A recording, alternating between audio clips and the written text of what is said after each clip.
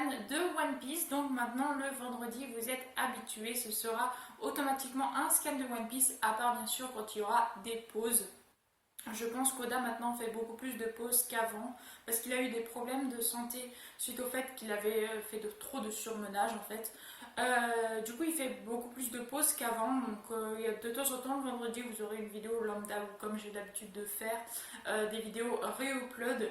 Re-upload pourquoi? Parce que comme je l'avais dit j'avais perdu mon ancienne chaîne et du coup il y a certaines vidéos que j'ai gardées et que je souhaite vous repartager sur cette nouvelle chaîne. C'est pour ça que vous avez des vidéos qui datent de 2 voire 3 ans qui se publient encore sur ma chaîne, donc voilà. Mais sinon, s'il y a un scan de One Piece, automatiquement le vendredi vous aurez ma revue du scan. Donc c'est parti, cette fois-ci on est rendu au chapitre 960, entrée en scène d'Oden Kozuki. Et donc comme on l'avait vu à la fin du chapitre précédent, Oden faisait enfin son apparition, donc on était reparti dans le passé pour voir qu'est-ce que Oden avait fait, tout ça. Et on se rendait compte qu'il s'en avait peur, que les villageois en avaient plutôt peur, qu'ils voulaient cacher les objets de valeur, les femmes et les enfants. Donc on ne sait pas trop pourquoi, sûrement on va le savoir dans l'histoire, comme à chaque fois dans One Piece, on retourne dans le passé pour savoir qu'est-ce qui s'est passé et ensuite on comprend mieux l'histoire, le pourquoi du comment et tout. Donc là c'est ça en fait, il retourne dans le passé pour voir ce que Oden a pu faire justement au pays de Wa. Et donc là comme d'habitude on a un petit passage en parallèle de justement... de Beige et de sa femme qui sont en train de chercher donc la sœur jumelle de sa femme. Ils sont en train de chercher la sœur de Chiffon. Gang Beige et sa Oh My Family, épisode 10, chasse à la femme à la recherche de Lola. Et donc là ils voient deux femmes qui se ressemblent plus ou moins, mais c'est pas Lola ni Chiffon, parce qu'apparemment Beige n'est plus avec Chiffon. Donc Chiffon a dû partir en furie pour retrouver sa sœur. Donc voilà, donc il doit chercher maintenant sa femme et sa belle-sœur en quelque sorte. Et juste derrière, bien sûr, ils sont toujours à Dressrosa comme l'épisode précédent. On voit les statues, donc la statue d'Usopp, la statue de Luffy, et je crois que l'autre statue, c'est la statue du roi, donc la statue du père de Rebecca. Une vaste forêt verdoyante, il n'y a aucune usine ici, donc oui on retrouve un pays de roi totalement sans détritus, sans usine, sans pollution en gros, de pures rivières, abreuvant fleurs et arbres, et puis une mer intacte. Voici un conte se déroulant à l'époque où Wano était encore plein de vie. Et voilà un autre, et donc là on voit un pêcheur visiblement qui est en train de pêcher. C'est la vérité, je l'ai vu, la montagne bougeait. La montagne, oui, et on s'est enfui jusqu'ici, même qu'elle grondait. C'est peut-être l'œuvre du dieu de la montagne. Maison de thé du col serveuse Turijo était courant dans le Japon pré-6 siècle d'avoir plusieurs noms au cours de sa vie, voire en même temps selon les circonstances, de la même façon que Kikoku Nojo est appelé Okiku. Dans le présent, Tsurujo, Otsuru et Etsuru sont toutes les trois utilisées pour désigner le même personnage. D'accord, donc en gros, la jeune femme que l'on voit, ce serait Okiku. En tout cas, c'est ce que je comprends. Dites-moi vraiment dans les commentaires, c'est important. Hein. Dites-moi dans les commentaires s'il y a des choses que je comprends pas du tout. C'est possible, hein. Des fois je suis longue à comprendre des choses. Donc vraiment, dites-moi dans les commentaires, en restant poli, mais dites-moi dans les commentaires si c'est vraiment ça. Donc ce serait Okiku qui est en fait un garçon, mais qui se fait passer pour une femme. En tout cas, vous avez l'air heureux tous les trois. Ah bon, hé, il ne peut pas cacher Otsuru. Tu ne le répéteras pas, hein, Otsuru. Pour tout te dire, on a enfin pu attraper l'animal qui nous échappait. On l'a traqué pendant 1 an. Regarde, oh quel joli sanglier, il est tout blanc. Donc là on voit un espèce de, visiblement un sanglier, mais tout petit, tout chétif et tout mignon. Et on l'amène en ville, on pourra en tirer une platine. Une platine, c'est suffisant pour se construire une belle maison. Il paraît que le boss Kurokoma veut un sanglier blanc pour attirer les clients. Il y avait une récompense pour sa capture, mais personne n'a réussi à le trouver. En faire une mascotte, il ne vaut mieux pas. Les sangliers blancs sont les envoyés des dieux, après tout. Domnahaha. Il est mignon, mais c'est juste une bête un peu rare, voilà tout. Et attendez un instant.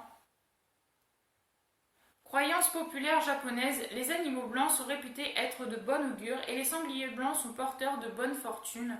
Voilà pourquoi ils voulaient plus ou moins le vendre pour pouvoir en obtenir un sacré paquet d'argent, quoi.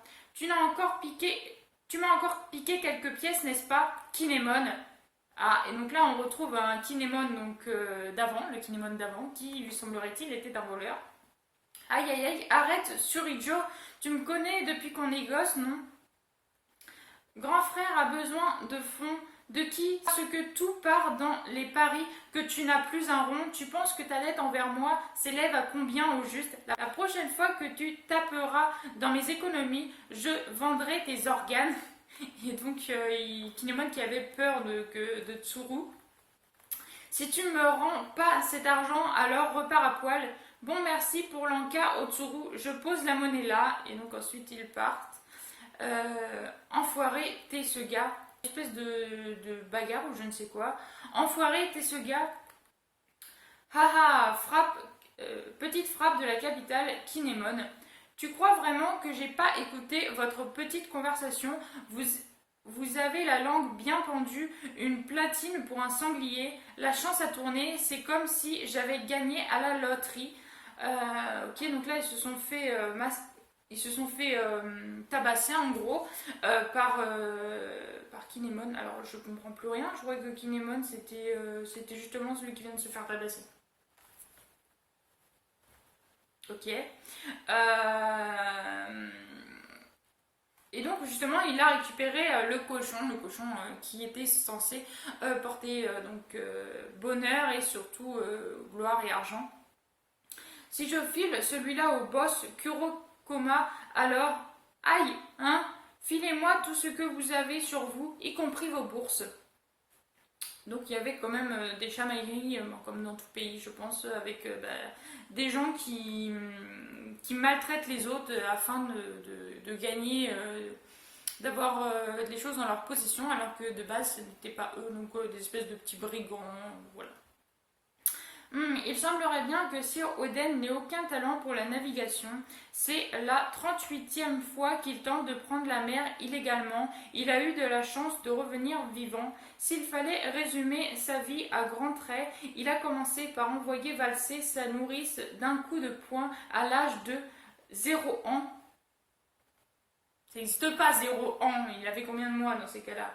Puis à 2 ans, il a montré une vitesse hors norme en attrapant 2 lapins en pleine course en même temps.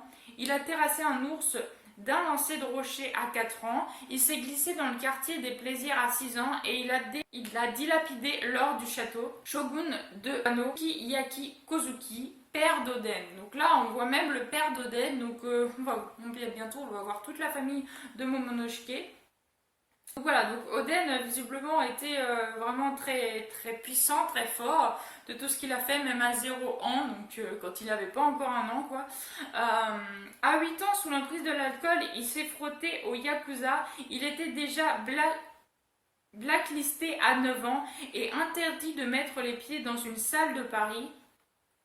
De rage, il a même mis le feu à la salle la plus proche, il s'est battu contre les Yakuza, appréhendé pour coups et blessures à l'âge de 10 ans, prisonnier et condamné à la taille des pierres, il se révèle extraordinairement doué jusqu'à devenir tailleur de pierre en chef. On reconnaît bien là le sang des Kozuki. En sortant de prison, il s'est ressaisi. Sir Oden a maintenant 14 ans et la capitale brûle sous le soleil. Voyant les habitants qui souffrent des puits asséchés, il détourne le lit de la rivière pour apporter de l'eau à la capitale. Cela cause cependant de graves inondations et son arrestation est à nouveau ordonnée. Sir Oden remonte alors les canaux pour s'enfuir à l'étranger, mais il échoue. Donc en gros, il a essayé de sauver les habitants d'une sécheresse et en fait, il a plutôt inondé tout ça. Donc il a été donc en prison visiblement, mais il a voulu fuir la prison et il n'a pas réussi. Puis à l'âge de 15 ans, il menace les moines d'un temple de montagne pour s'y cacher, ramenant des femmes de la capitale chaque nuit. Il se bâtit un harem Quel comportement démoniaque. Laissez-moi cependant ajouter que toutes ces femmes étaient libres de leurs mouvements. D'accord, alors je pense que c'est un petit peu pour ça en fait qu'au chapitre précédent justement il disait de cacher les femmes. Bon, les enfants, je vois pas trop, peut-être pour pas qu'ils prennent l'ascendant sur lui justement, mais je comprends mieux pourquoi ils disent de cacher les femmes, mais visiblement les femmes étaient libres d'elles-mêmes, donc ils pouvaient suivre Oden ou ne pas le suivre en quelque sorte. Donc, ok, il n'y avait pas d'histoire de maltraitance ou autre chose envers les femmes, apparemment. Mais leurs amants, parents, époux n'en pouvaient plus se sont liés contre lui. Et avec de puissants samouraïs venus à leur renfort, Sir Oden les a accueillis à grands coups de lame, tout sourire. C'est l'événement connu sous le nom de guerre du harem, qui s'est conclu par l'intervention de la famille de Yogoro, venu mettre fin aux hostilités. Le nombre de victimes de Sir Oden, et c'est bon, pas la peine d'en dire plus. Très bien, Sir Oden a actuellement 18 ans, et il continue à poser problème de façon régulière sans rien lui dire. Donne-lui ça. Et donc là, il transmet un papier. Il est écrit reniement sur le papier. Et donc, ce serait le propre père d'Oden qui renierait son fils. Et donc, il donnerait ça à son espèce de servant, je suppose, pour que lui se charge de transmettre à son fils le reniement de sa propre famille, justement pour tous ses méfaits. Le laisse pas s'échapper cette fois, il est parti par là, Tora Kinemon.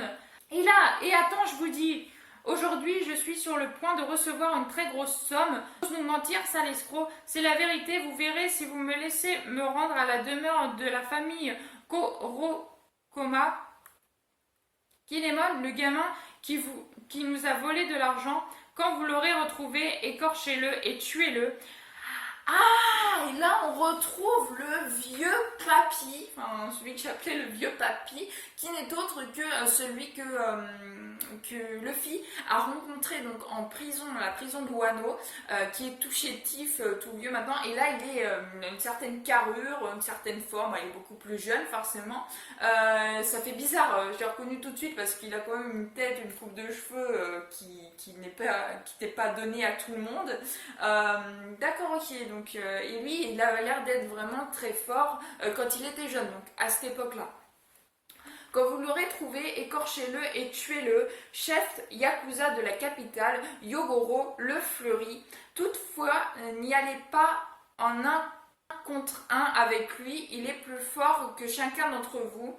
Haha, vous plaisantez, on va l'attraper, on n'a rien de temps. Achetez la mauvaise marmite, la grande, c'est 60 pièces d'argent. C'est ça, est-ce que vous me prenez celle de 30 pièces d'argent que j'ai achetée tout à l'heure? Ouais, bien sûr.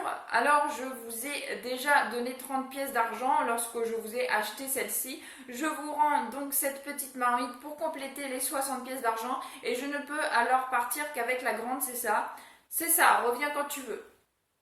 Et donc là, on a un autre personnage, orphelin de la capitale, Denjiro, qui visiblement se fait de l'argent en vendant des espèces de coupes et en faisant un petit trafic, j'ai l'impression.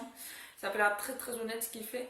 Hey, ho ho, ce gamin vient de l'escroquer de 30 pièces d'argent, voilà ce que je venais de dire.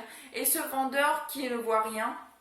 Et Denjiro, pourquoi est-ce que je me retrouve qu'avec 30 pièces d'argent, moi?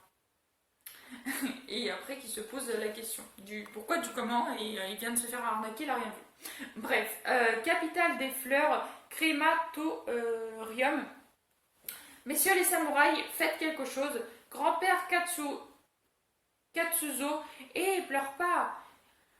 Ah si, pardon, on ne dit pas pleure pas à un enterrement. Que se passe-t-il? Il y a un enterrement? C'est chelou. Ça n'a pas l'air de... Enfin bref.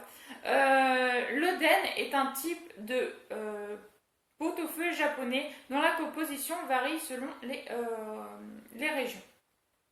Nous attendons que la crémation soit terminée pour aller recueillir tous ensemble les os de mon père. D'accord, ok. Mais regardez, il y a quelqu'un qui se sert des flammes pour cuisiner tranquillement un pot-au-feu. Un pot-au-feu. Et donc là, on voit justement Oden qui est toujours là en train de faire ses folies, hein. Donc, comme on l'a vu, on a listé depuis sa plus tendre enfance jusqu'à maintenant, qu'il a donc 18 ans, là où on en est dans l'histoire. Et donc, il est en train de se faire un pot-au-feu là où il y a des funérailles. Donc, il est vraiment sans gêne, quoi. C'est vraiment chiant là. Non, ah, c'est chaud. Donc, oui, bien sûr, il a la bouche pleine, donc il ne parle pas. Il articule pas, quoi. Enfin, il parle la bouche pleine, quoi. On ne comprend rien à ce que tu dis. Éloigne-toi de la dépouille de notre grand-père. C'est une insulte à la mort de père. Sniff, sniff. Oui, c'est un peu dégueulasse de faire ça. C'est horrible parce qu'en fait on voit le pot-au-feu et juste en dessous on voit la personne qui est décédée avec ses os juste en dessous de la marmite en fait. C'est dégueulasse. Ça me viendra même pas à l'esprit de manger au-dessus quoi. Bref, donc il continue en fait, ça le dérange pas, il boit, il mange. Tout ça et donc il y a les gens de la famille qui sont complètement ils sont choqués mais ils sont surtout très tristes. C'est des funérailles, donc c'est dégueulasse de faire ça, quoi. Sur ce, Katsuzo, la prochaine fois qu'on boira ensemble, ce sera dans l'autre monde. Allez, à plus. Désolé, la petite famille. Désolé, c'est quelqu'un qui ne donne jamais d'explication. Et donc, apparemment, il connaissait la personne qui était morte, puisqu'il lui dit que la prochaine fois qu'il viendra manger avec lui, ce sera dans l'au-delà, en gros. Donc il connaîtrait la personne. Dans ces cas-là, c'est un peu moins morbide, hein. Mais ça n'en reste pas moins bizarre. Enfin, personnellement, c'est pas comme ça que j'aurais réagi. Mais après, on ne connaît pas l'histoire donc, de la personne qui est morte et d'Oden. Donc à voir, peut-être qu'ils en parleront. Quoi? C'était donc ça, incroyable. Il est tellement classe. Ça craint, retenez vos femmes et vos filles. C'est donc ça le fameux pouvoir de séduction d'Oden. Alors quoi? Vous êtes encore venu m'arrêter? Oui. Et même si tu essayes de nous soudoyer, dis pas ce genre de choses toi-même, idiot. Mais plus important, qu'est-ce qui se passe là? Personne ne me fuit ici. L'incendie n'a pas l'air d'être dans le coin. Alors pourquoi entendons-nous l'alarme depuis tout à l'heure? Et le grand incendie, ce qu'il est grand, c'est pas juste le feu. Et donc là, on voit vraisemblablement, il semblerait qu'il y aurait un incendie, donc peut-être dû au pot-au-feu là, enfin bref. Et tu sais pas, ça Kinemon, tu peux pas l'emmener avec toi celui-là. Quoi, ce sanglier blanc, s'il tombe en possession du boss Kurokuma, il va forcément s'en servir pour écraser le clan Yogoro. Qu'est-ce que tu veux dire par là, Denjiro? Et donc là justement on retrouve l'espèce de voleur qui avait volé en fait une marmite à 60, il l'avait payé 30. Mais enfin, où qu'on emmène ce petit sanglier, son daron finira toujours par débouler. Donc en fait, le cochon du petit, donc le petit cochon blanc qu'ils avaient trouvé, qu'ils voulaient donc justement revendre pour pouvoir avoir de l'argent, son père serait venu et aurait foutu le feu donc en ravageant une partie du village ou quelque chose, je suppose. D'après les anciennes écritures, il s'agit d'un énorme sanglier blanc aussi grand qu'une montagne. C'est lui qu'on appelle le dieu de la montagne. Ok, donc au début de l'épisode, il y avait quelqu'un qui disait justement que la montagne avait bougé. Donc la montagne, c'était le père de ce fameux petit cochon. Il y a plusieurs centaines d'années, il a détruit toute une province en une nuit. Je pensais que ce n'était qu'une vieille légende, mais maintenant que je le vois en vrai, c'est le dieu de la montagne. Le dieu de la montagne était donc réel. Il va nous dévorer. Il y a même de nombreuses victimes. Quitter la capitale, fuyez. Une entrée en scène sans précédent. J'en étais sûre, il est vraiment venu. Oh mince, à cause de moi, la capitale. C'est une histoire intéressante que j'ai entendue là. Je sais pas qui vous êtes, ni d'où vous venez, mais Oden Kozuki, ce sanglier, passe-le-moi. Et donc il y a Oden qui rentre en scène et qui visiblement veut se débarrasser du père donc de ce petit cochon qui sème la terreur justement dans Wano. Et l'épisode se termine donc comme ça. Alors franchement, épisode plutôt intéressant du passé d'Oden. Donc on sait que ce n'était pas un enfant de cœur, fait renier par son propre père au suite de tous ses méfaits. Pour l'instant, on ne sait pas s'il a trop reçu sa démission, enfin sa reniation. Je sais pas si ça se dit, mais c'est pas grave. Voilà, donc on sait pas pour l'instant, mais il continue de faire tout ce qu'il fait depuis qu'il est tout petit, de faire des méfaits, tout ça. Mais il semblerait donc, ce que je vous ai dit justement sur cette espèce de squelette où il mangeait au-dessus, ce serait quelqu'un qui connaissait.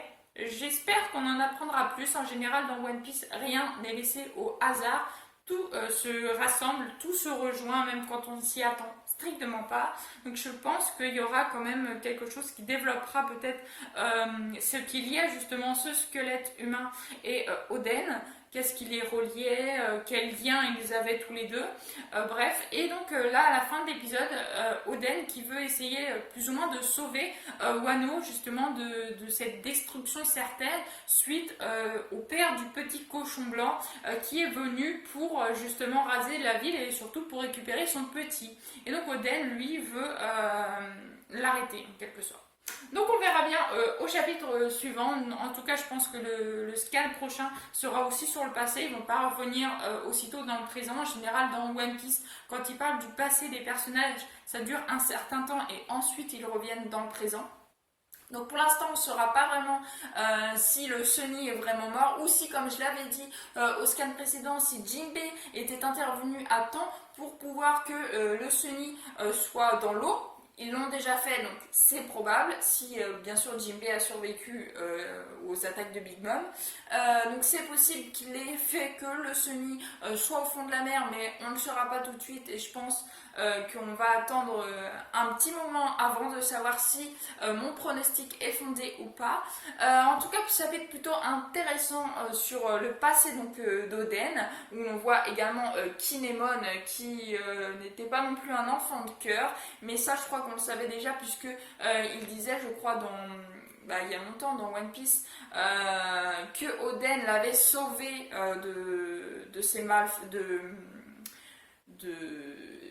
l'avait sauvé du fait que lui, il se comportait pas forcément en civil modèle, en gros, enfin en samouraï modèle, et que c'était Oden qui l'avait sauvé. Mais Oden, lui, faisant énormément de conneries, je vois pas trop comment il l'a sauvé. Enfin bref, on verra ça au prochain scan ou au scan encore d'après. En tout cas, voilà, j'espère que cette vidéo vous aura plu. Si ça vous a plu, n'hésitez pas à liker, à commenter, à partager et à vous abonner. Ça me ferait vraiment très très plaisir. Je vous souhaite une excellente fin de journée. Portez-vous bien et moi, je vous dis à la prochaine. Ciao, ciao!